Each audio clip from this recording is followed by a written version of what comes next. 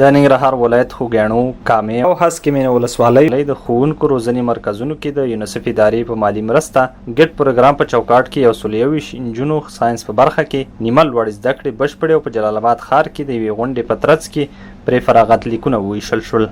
د ننګرهار ولایت مرستیال تمیم عارف مومند په خپلو خبرو کې د والدینو ستاینه وکړه چې خپل اولادونو ته یې د زده کړو زمینه برابره کړې وه او په دې سره 121 کورنۍ رڼا شو. نوموړي د یونیسف ادارې له مسؤلینو مننه وکړه چې نجونو ته یې د زده کړو زمینه برابره کړې او غوښتنه یې وکړه ترڅو په لرې پرتو سیمو کې نجونو ته د زده کړو فرصتونه برابر کړي.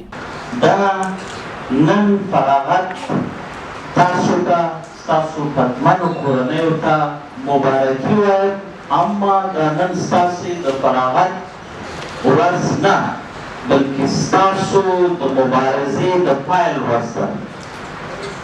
هغه تعهد چې تاسې 2 کاله وړاندې کړی و د خپل دغه سفر لپاره، دا سفر پای ته ورسېدو، یو بل پړاو لپاره موږ او تاسې خپله تابع او ژمنتیا نیسو. د ولایت مرستیال دغه راز د ښځو چارو رئیسي ته لارښوونه وکړه په ولسوالیو کې د نجونو زده کړو په موخه عامه پوهاوی وکړي او همداراز ډاډ څرګند کړ چې په دولتي ادارو کې د ګمارنې پر مهال به میرمنو ته لومړیتوب ورکړي.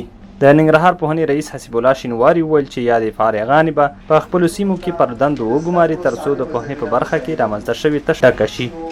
موږ په ننګرهار کې 11 داسې ولسوالۍ لرو چې هېڅ رسمي ښځینه ښوونکې پکې نه لرو. په ډېریو سیمو کې زموږ کورنۍ خپلې لوڼې په 9 او 8 ټولګي کې د ښوونځي راګرځوي او یو ستر علت یې د ښځینه ښوونکو نه شتون دی. دغه برنامه او دغه پیاوړي ښوونکي به زموږ دغه تشه راډکوي. د یونیسف ادارې مشر سیف الدین نمیر وایي چې دوی په افغانستان کې ځوانانو ته له ښوونځیو څخه تر پوهنتونه پورې د زده کړو زمینه برابره کړې او له والدینو یې وغوښتل چې په خپلو لوڼو زده کړې وکړي.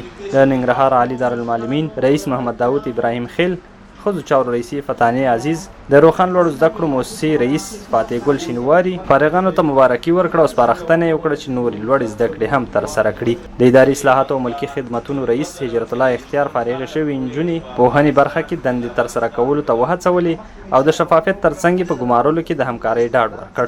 د فارغ شوو نجونو په استازۍ شبنم او د دوی د والدینو په استازۍ ګل محمد خبرې وکړې او له ټولو مسؤلینو مننه وکړه چې د یادو نجونو په روزنه کې هڅې کړي.